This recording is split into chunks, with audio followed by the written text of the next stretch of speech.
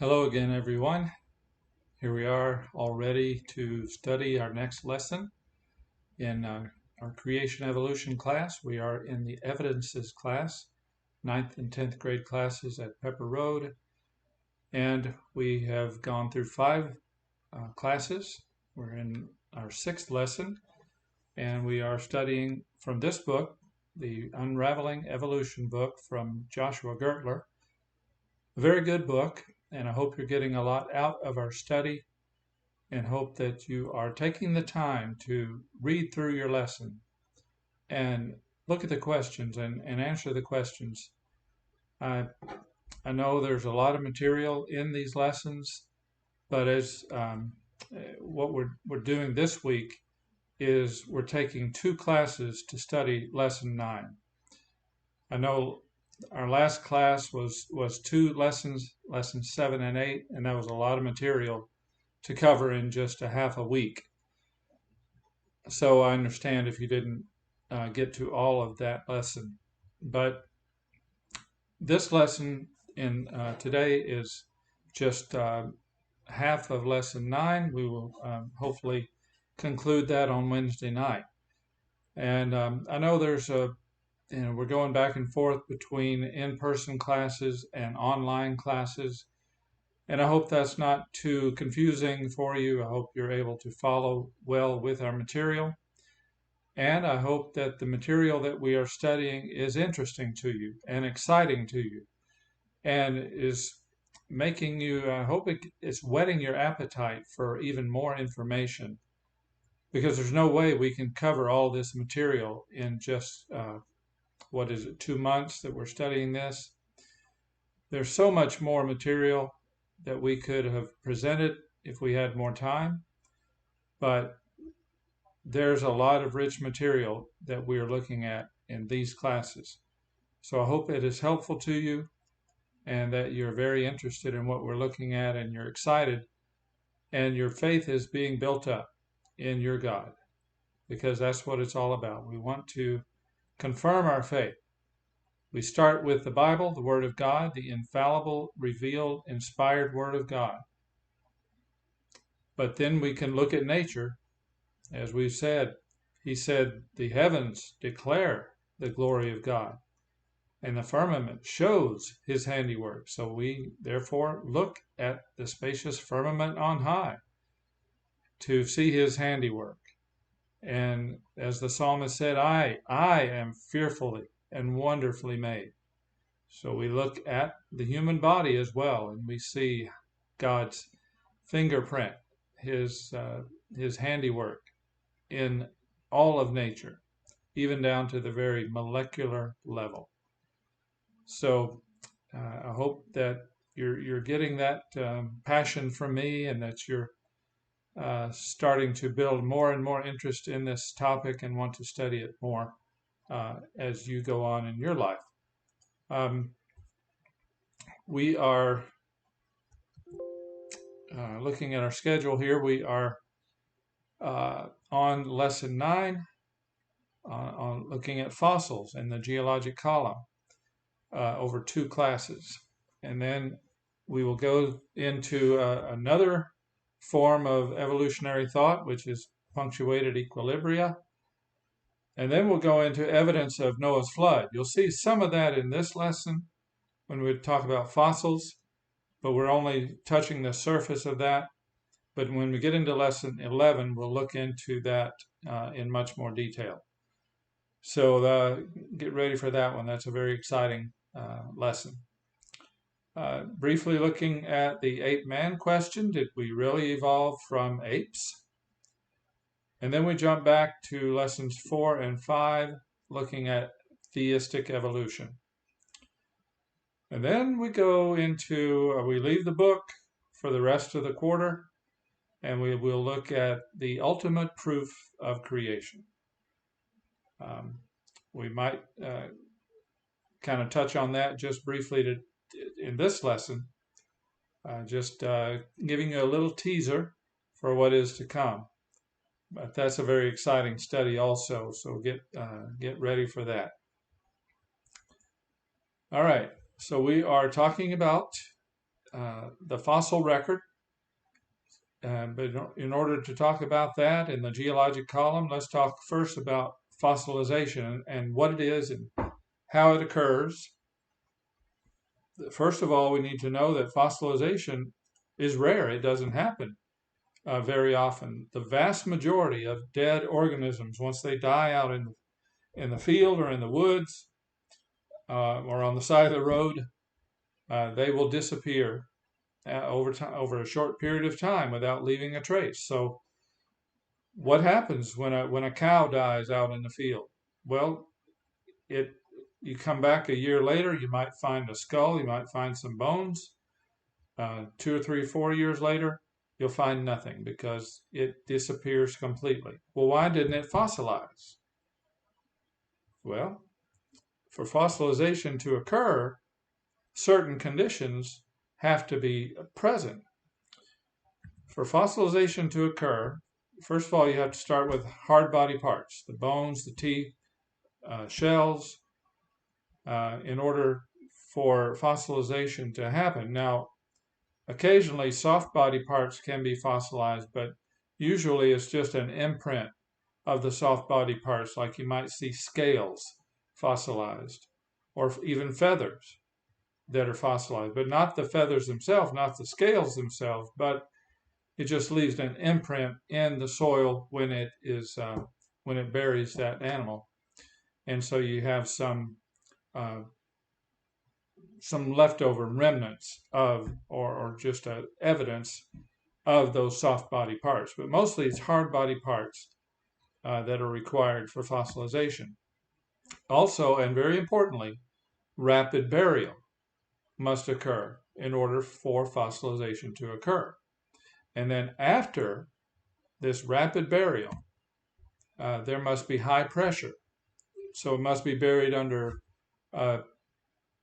quite a bit of material, soil, rocks, water, to provide the pressure that is necessary to promote mineralization. And we'll talk about that in just a moment also. But another condition that must occur for fossilization to happen is low oxygen conditions, to protect against the oxygen damage to the organism and to prevent decomposition. Because oxygen is as important as it is to us, it can cause the breakdown of animal parts if they're just left on their own. But once they're buried rapidly, buried deeply, and that high pressure is compacting that animal, or that what's left of that animal, and then oxygen is cut off from that animal, those bones, then the mineralization can take place, so therefore fossilization can happen. So I'm going to give you 3 guesses to tell me what worldwide process in the past might have provided all of these conditions. That is, rapid burial, high pressure, and low oxygen. And we're going to, I'll give you a little hint. It starts with Noah and it ends with the flood. So as Noah's flood brought about all of these conditions: rapid burial, high pressure, low oxygen, to cut off that oxygen that can cause the decomposition. So, and we find fossils all over the world. Once again, evidence for the flood. A little teaser for our lesson that we will be studying in 2 or 3 lessons from now. All right, so fossils, there are various types of fossils. We're not going to even talk about all of them, but just want to kind of touch on them. There's the mold or the imprint type of fossil. That is an animal that is buried, and the animal, though, rots away, and it leaves an impression of the shape. So the animal is completely rotted away. And so it's more or less a cavity that is left there because the animal's not there and the mineralization did not happen. So it just leaves an impression in the soil or in the rock after it's hardened of what the animal looked like. Here's an example of that. This is a shell, as you see. It just left an impression in the rock. So you see what it looked like, but you don't see the shell itself. Another type of fossilization is petrification.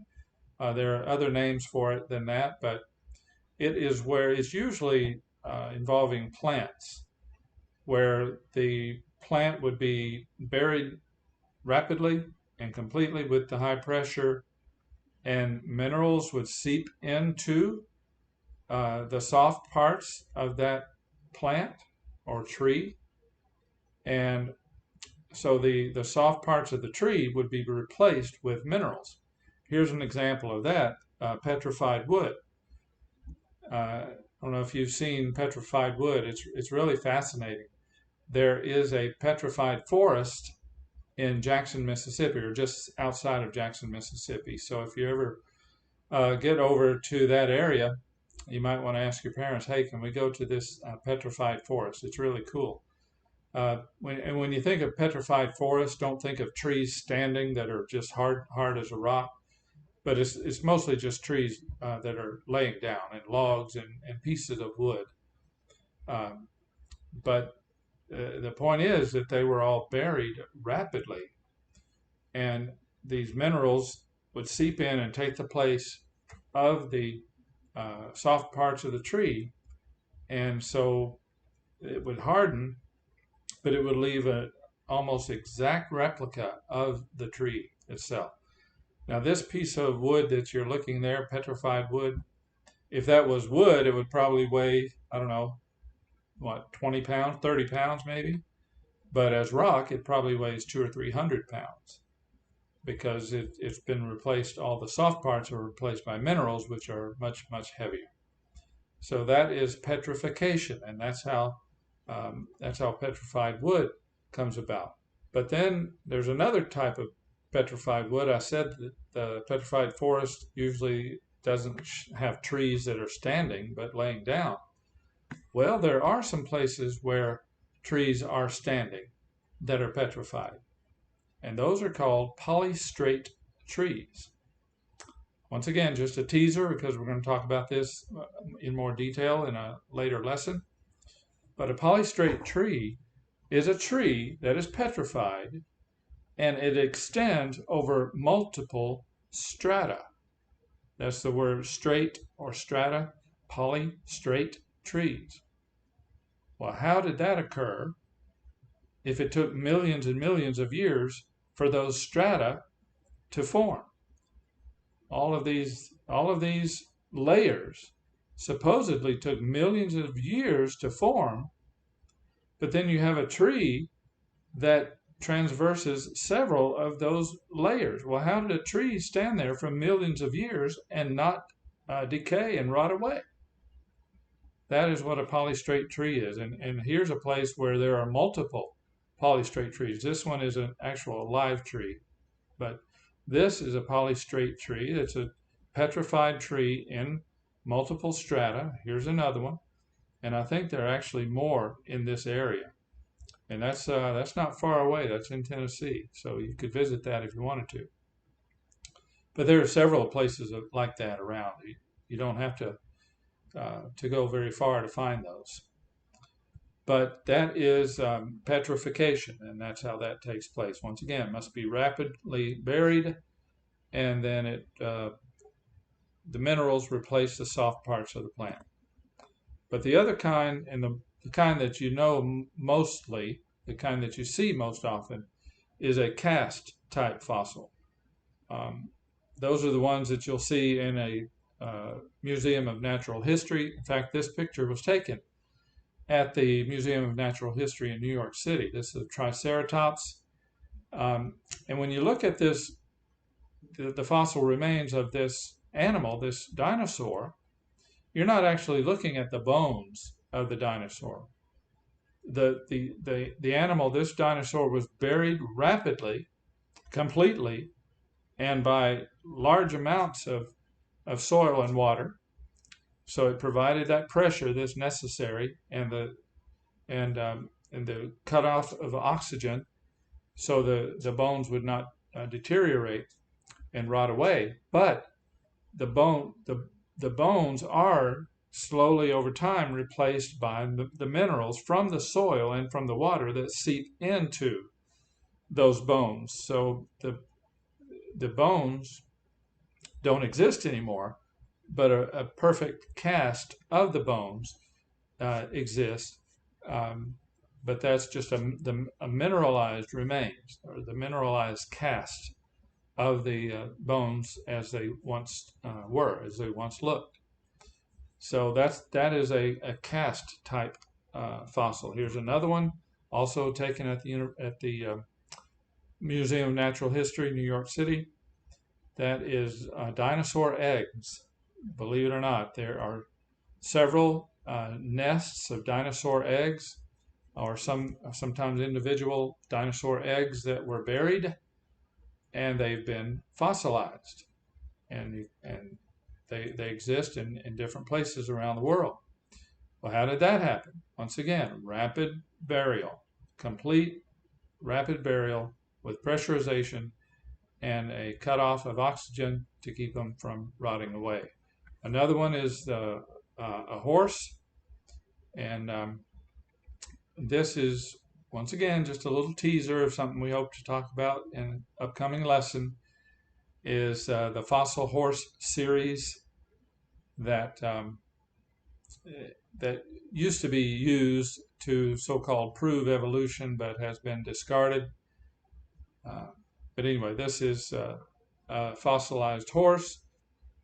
But once again, it's not the bones, but just the minerals that have replaced the bones and left a perfect cast of that horse, the horse's bone. You see that no soft parts are fossilized. Soft parts rot away, leaving the hard parts to fossilize.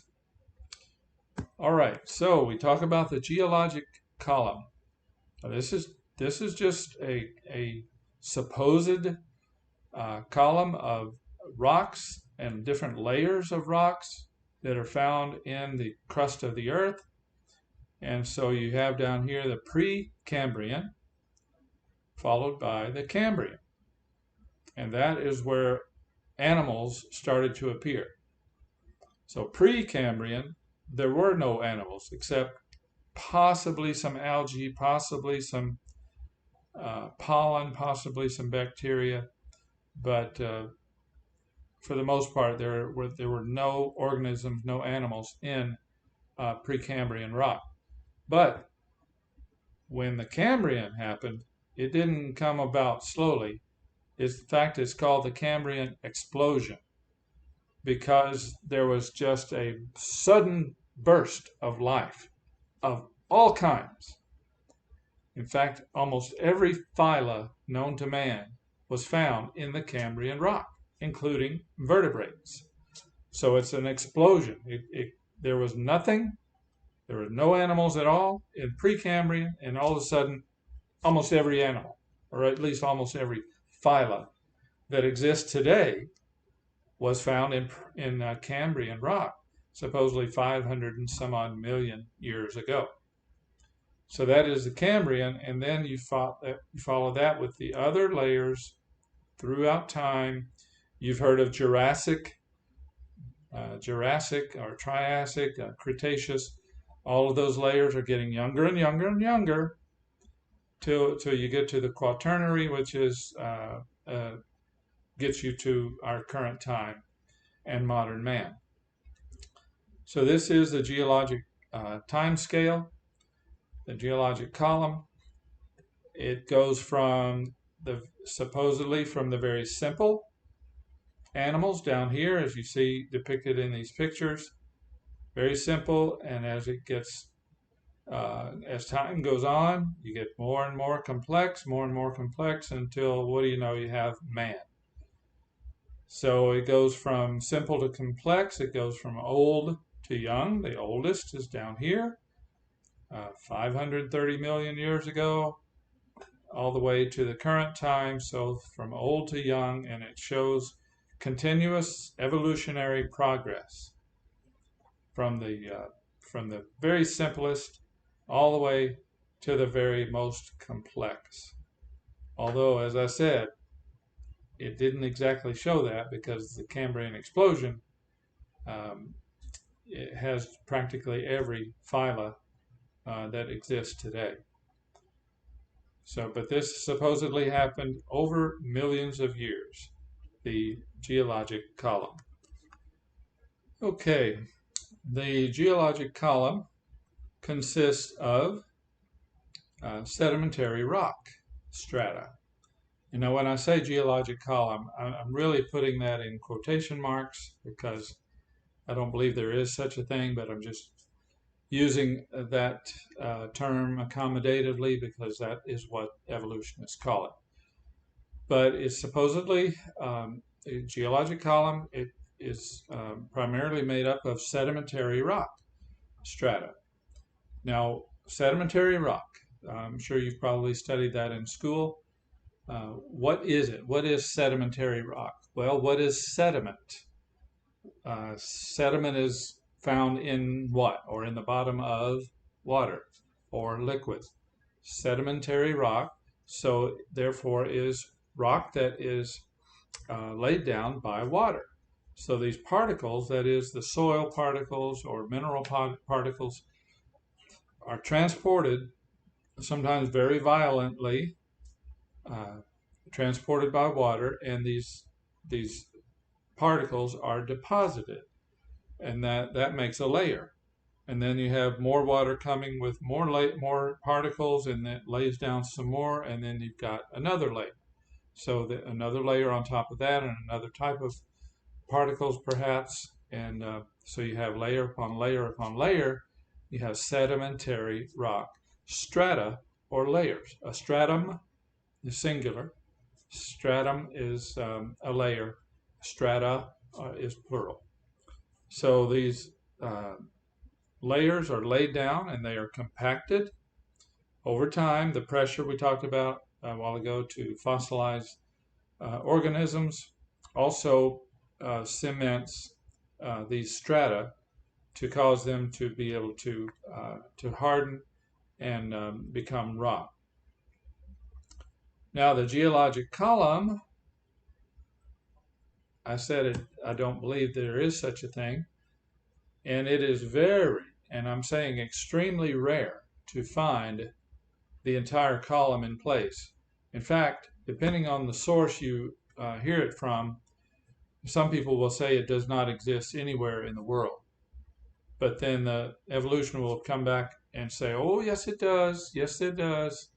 It exists in up to 0.4% of the Earth's crust.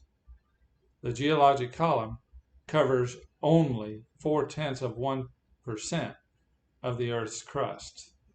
That ought to tell you something right there. If this geologic column does exist, why does it cover only, at the most, 0.4% of the Earth's crust? And according to some people, 0% of the Earth's crust. I think I would be a little bit leery of putting my faith in something that was that uncommon or that rare, extremely rare. But these sedimentary rock strata, these layers, remember the geologic column we looked at a minute ago? These layers are very often reversed or mixed together. They're not in the right order. Well, why is that? According to them, these are laid down one after another over the millions of years.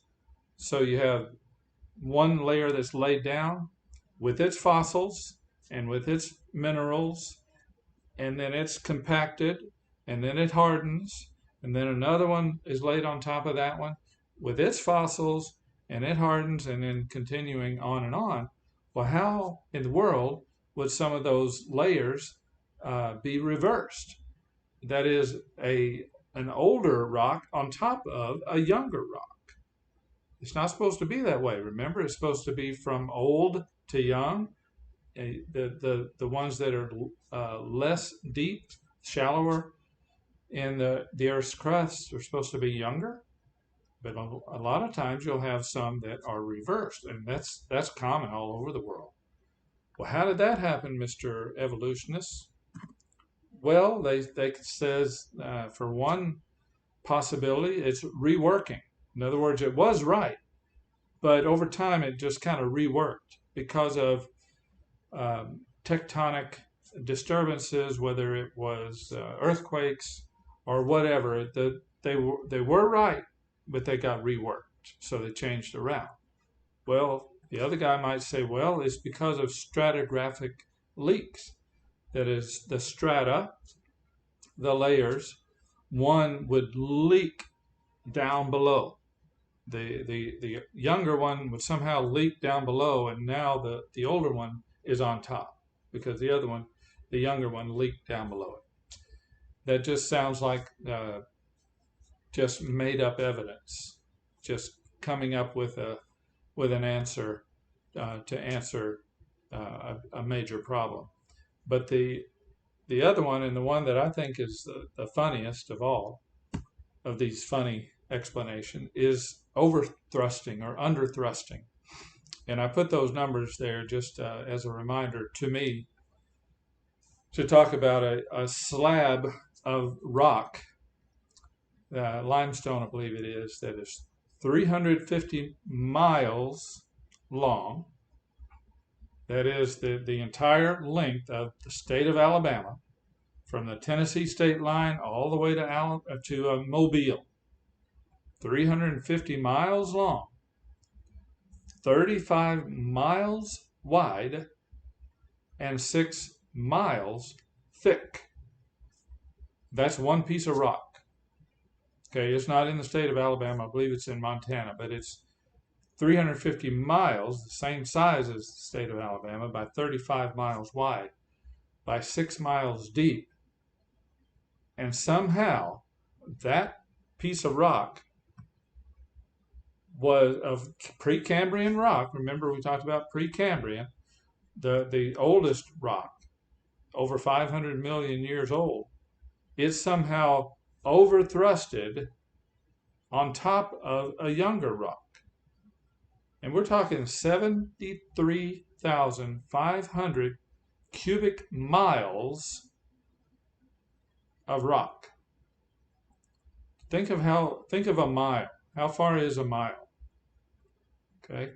Well, now go a mile that way, now go a mile that way, and a mile deep. That's 1 cubic mile. Well, there's 73,500 cubic miles of rock, of one slab of Precambrian rock that somehow overthrusted on top of much younger rock, which is 72 million years old versus 500 million years old. So overthrusting, that's their explanation for it. How did it happen? Well, I can tell you how it happened. It happened in the flood, very simply. That we'll go into more detail about a little bit later. But this is a picture of Grand Canyon, which is just a beautiful example of sedimentary rock. You see all the layers that are very obvious, very visible. And sedimentary rock is not a rare thing. It's everywhere. And this just shows the many, many, many layers, one on top of each other, all over Grand Canyon. And so what does that tell you? How was Grand Canyon formed? It was formed by water, by violent water being, and the layers being laid down one after another, the particles that are in the water being laid down and layer upon layer upon layer. And we'll get into details about how we know that happened during Noah's flood, that Grand Canyon was formed during the flood described in the book of Genesis. And we'll talk about the proof of that and the reason that we know that that's true. in that upcoming lesson. But here's a really cool picture. This is one a picture I took myself, actually, and just outside of Chattanooga on your way to Knoxville. This is close to Ooltewah, Tennessee. This shows sedimentary rock. Now remember what sedimentary rock looks like? It's horizontal, right? Because it's laid down by water. So you have layer upon layer laid down horizontally. Well, here you have layer upon layer that's vertical. Well, how can sediment be laid down almost vertically? Here's another picture of that. You see, those are almost directly vertical, layer upon layer. This is where a highway was cut out, or the rock was cut out to make room for the interstate. Well, how did that happen? Well, here's an even better depiction of that. It's not only vertical, it's curved, it is bent, it is twisted. So it's sometimes it's straight, but sometimes it's bent and twisted like that. Well, how did that happen? Well, first of all, if you have hard layers of sedimentary rock and you tried to form them into this shape, you tried to bend them like that, what would happen? Well, the rock would just shatter. Rock doesn't bend like that. So what does that tell us? How did this get formed? And how did this get formed? Once again, if it was laid down flat and you tried to form it like this, shape it like this, what would happen to it? It would just break and shatter into, millions of pieces. Well, what this tells us is that it was shaped like this while it was still wet and soft. That is the only way that it can be bent and shaped in this form. So, what does that tell us? All of it was wet at the same time. So it was not laid down layer upon layer upon layer over millions of years. But this was obviously laid down layer upon layer upon layer over days, over just a very short period of time. And the Bible tells us when this happened, and it took about a year for all that to happen. So it fits it fits much more closely and without as many problems when you put this in terms of being laid down by the flood of Noah's day versus being laid down over millions of years, layer after layer after layer. All right. So how was it formed? How was this so-called geologic column formed? Well, there are really just three possibilities. First, uniformitarianism. Uniformitarianism, that is the doctrine, the belief that gradual accumulation of sediment over millions of years. So uniform, it doesn't change. The processes do not change. That is what uniformitarianism says. In other words, the present is the key to the past. So the same processes you see today are the same processes that were in existence millions of years ago. Gradual accumulation of sediment over millions of years is how Grand Canyon and other sedimentary layers and rocks and strata were formed, according to uniformitarianism.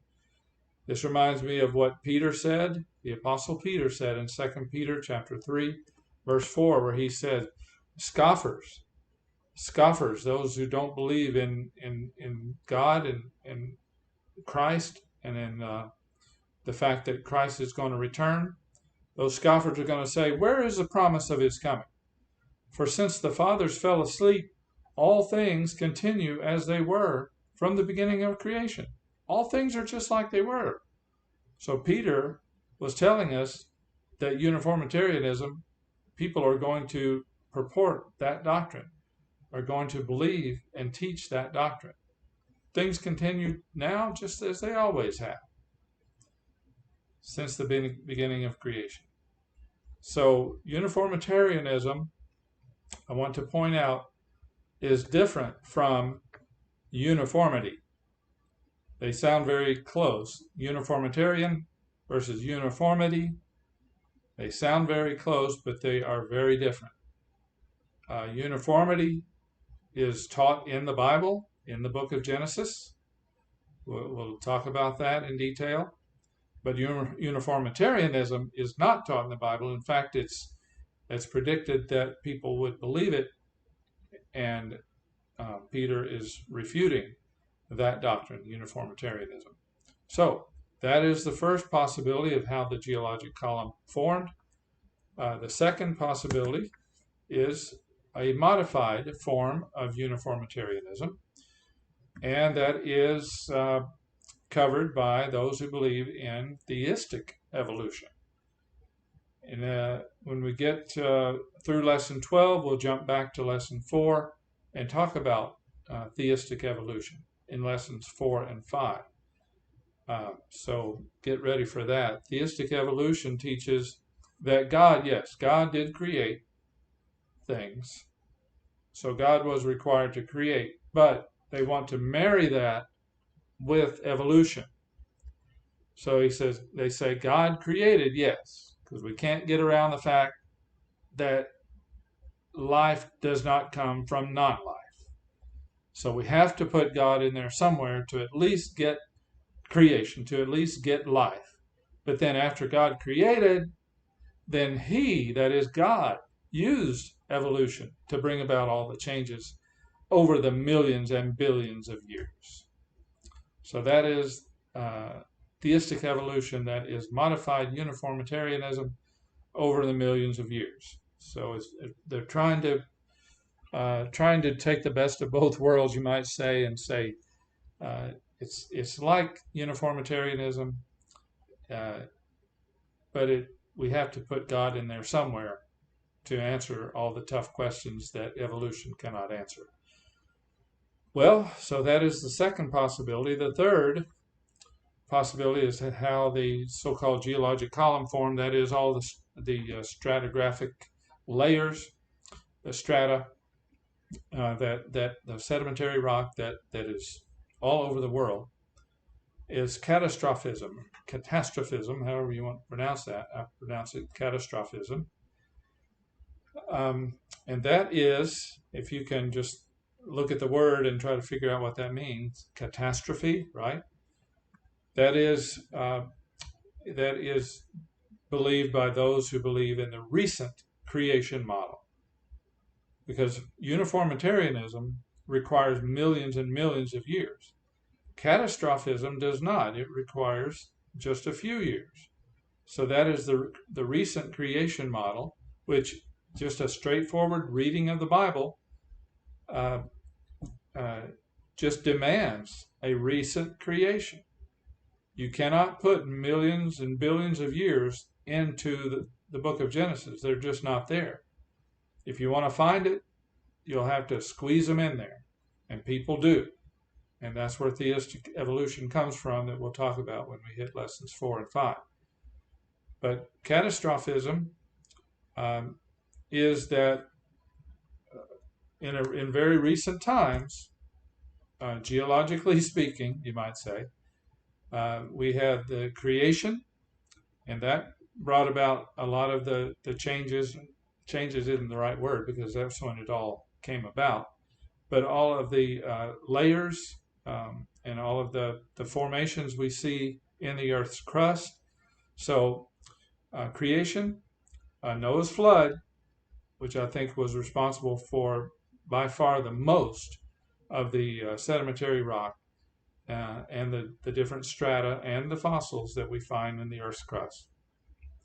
Volcanism, there's igneous rock, there is volcanoes all over the world in the past, not as many now, that things have settled down in the Earth's crust. But after the creation and after the flood, the Earth was much more active. Volcanism was much more active than it is today. massive earth movements such as earthquakes and even continental drift, things like that took place over a short period of time. All of these and climatic changes to the climate over the years following the flood that hopefully we'll get to talk about. All of these things happened in a short period of time, and that is what is involved in catastrophism. It's not only Noah's flood, that's the biggest part of it, but all of the other things that took place too. And I didn't put in here the fall. That is the fall of Adam and Eve when they sinned and things changed. Remember what happened there? They knew good and evil. They had weeds started growing, thorns and thistles, and they had to start working hard for a living, and things changed. So anyway, that was just another of the changes that took place on the earth. But all of that is involved in catastrophism, and I believe that's the only biblical answer, and I believe it is the only answer that we can find when we look at the actual strata, sedimentary rock, and fossils.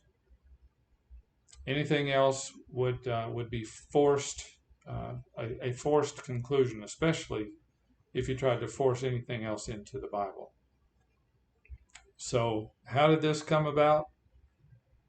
The New American Standard Version, the New American Standard Bible, tells us in Psalm 104, verses 5 through 9. Love this passage. It tells us how a lot of this happened through catastrophism. He, that is God, established the earth upon its foundations, so that it will not totter forever and ever. You covered it with the deep as with a garment. The waters were standing above the mountains. At your rebuke they fled. At the sound of your thunder they hurried away. The mountains rose, the valleys sank down to the place which you established for them. You set a boundary that they may not pass over, so that they will not return to cover the earth. A very clear description of the flood by the psalmist. You covered it. You covered the earth with the deep as with a garment. That is, completely covered it. The waters were standing above the mountains, just as is described in the book of Genesis. Waters covered the entire earth. But when the flood was over, when it was time for God to call an end to the flood, at your rebuke, that is, when God said, floodwaters, now you can go away. At your rebuke, they fled. The waters fled. At the sound of your thunder, they hurried away. I love this part. The mountains rose, the valleys sank down. So the valleys sank down, and that's what caused the oceans and the lakes and the rivers and the streams. And the mountains rose, which caused the dry land. So after the flood, remember there was no land showing on the earth throughout the entire earth, because the waters covered all the mountains. So in order for there to be dry land, there had to be mountains rising and valleys sinking down. The mountains rose, the valleys sank down to the place which you established for them, and then there was dry land, and there were seas, there were oceans. You set a boundary. God set a boundary that they may not pass over. God said there will not be a flood to cover the earth anymore, like there was. Beautiful passage in Psalm 104. All right, well, how do you judge the age of these strata in the earth? You're looking at a layer, you're looking at a piece of rock. How do you judge the age of it? We talked about radiometric dating in a previous lesson. We talked about carbon-14 primarily is what we talked about. Well, that's one way to judge the age of a rock, but we'll find here that there is another way that they use more often to judge the age of the rock, and that is index fossils. Now, an index fossil is an abundant fossil species in a particular stratum. In other words, when they look at a rock, they look at the fossils in that rock. The one that exists most in that rock is the index fossil. It's the abundant fossil species in that stratum or in that layer. And primarily these are small marine invertebrates, very small, but you can see them when you look at rock. I mean, they're just, you can go out in your front yard and find fossils. But what's important is that this is based on the assumption of evolution. Remember, supposedly simple to complex as it goes up the column, older to younger, over the millions of years in the geologic column. But that is, like I said, based on the assumption of evolution, and there are many problems with this method of dating rocks, and particularly there is circular reasoning. Now, circular reasoning is a logical fallacy, and it is it's an improper way of making an argument, or an improper way of reasoning, circular reasoning. Here's an example. A guy says he's been accused of taking bribes. Well, he says, I'm not guilty of accepting bribes. Well, how do I know you're not guilty of accepting bribes? He says, because I'm an honest person. Well, the guy says, well, how do I know you're an honest person? Because I don't accept bribes. So you see, this is a circular reasoning. In other words, the premise, which is I'm not guilty of accepting bribes, is the same as the conclusion. There's no difference between these two. So he's just reasoned in a circle. He hasn't proven a thing. He just said the same thing in different words. Here's another example of circular reasoning. Somebody would say, God doesn't exist. Remember, the fool has said in his heart, there is no God. But this guy says, there is no God. God doesn't exist. And I say, well, how do you know that? He says, well, because there's no evidence for God. What do you mean there's no evidence for God? I could give you tons of evidence for God. That's what this class is all about, is giving you evidence for God. Well, he says, well, any evidence you have for God is false evidence. Well, wait a minute. How do you know that? I'm giving you lots of evidence for God. Well, of course, any evidence for God is false because God doesn't exist. You see, once again, reasoning in a circle. He hasn't proven a thing. All he said is the same thing over and over in different ways. Well, here's some circular reasoning for you, which is how they judge the age of a rock. All right, how do they judge that without using carbon-14 or potassium argon or any of those other radiometric dating methods? How do they judge the age of the rock? By index fossils. Okay, so here is their circular reasoning. This is a quote, the only chronometric scale, that is judging the age of a rock, chronometric scale, applicable in geologic history for the stratigraphic classification of rocks and for dating geologic events, is furnished by the fossils. Now that, I know that's a complicated way of saying, but what he's saying here is the only way to date a rock is by the age of the fossils. That's the only chronometric scale we have in geologic history for judging the stratigraphic classification of rocks. And for dating, that is finding the date, how old rocks are, is furnished by the fossils. The only way to date a rock is by the age of the fossils. That is premise number one. Premise number two, vertebrate paleontologists, that is those people who study vertebrate fossils, vertebrate paleontologists have relied upon stage of evolution as the criterion for determining the chronologic relationships of fossils. Chronology, that is the age or the sequence of events, they've relied on the stage of evolution as helping them to determine how old animals are or how old fossils are. So, what do we get from that in easier language? The assumption of evolution is the basis for determining the age of of fossils. So we already know evolution exists. Evolution happened. And that's how we determine the age of the fossils. Because we rely upon stage of evolution to determine the age of those rocks. All right? That was premise number 2. Conclusion: although the comparative study of living plants and animals may give very convincing circumstantial evidence. So what he's saying there, you can study living plants and animals, and that is convincing evidence of evolution. But although comparative study of living plants and animals may give very convincing circumstantial evidence, fossils provide the only historical, documentary evidence that life has evolved from simpler to more and more complex form. In other words, fossils provide the only evidence for evolution.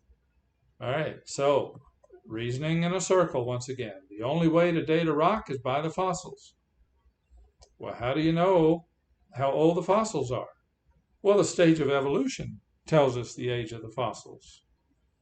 You know the stage of, when you see an animal, that you know where it came in the stage, or where it came in the evolutionary time scale, and that'll tell you the age of that fossil, and that'll tell you the age of that rock. And then he says, well, fossils provide the only evidence for evolution. What's our conclusion from all that? Well, rocks. The only way to date a rock is by the fossils. Once again, just reasoning in a circle. He hasn't proven a thing. All he says is, I know how old that animal is because I know that what order it evolved in. And that tells us how old that rock is. Well, how do you know how old that fossil is? Because it's in rock that's that age. Well, how do you know how old that rock is? Because the fossils are that age. So it's just circular reasoning. But one of the interesting things about the way they judge, or the way they date a rock, or the way they date a fossil, if you were to take a rock and take it to a paleontologist and tell him and ask him to tell you the age of that fossil, Mr. Paleontologist, I have a rock here. I'd like you to tell me the age of this rock. You would think he would just take it and say, okay, I'll go figure it out and I'll come back and tell you. But no, he won't do that. He'll say, where'd you find it? Well, I found it in this place over here. What kind of fossils are in it? Or what kind of rock did you find it?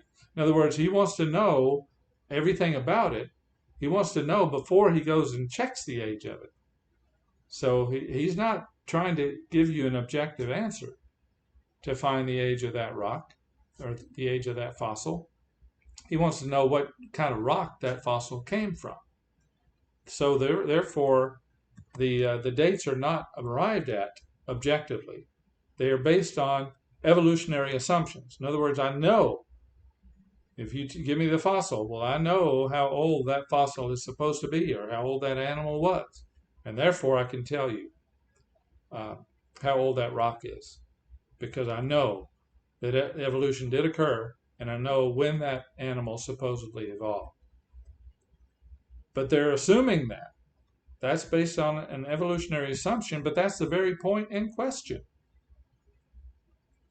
So you ask a paleontologist to tell you the age of the fossil, that's how he comes about it.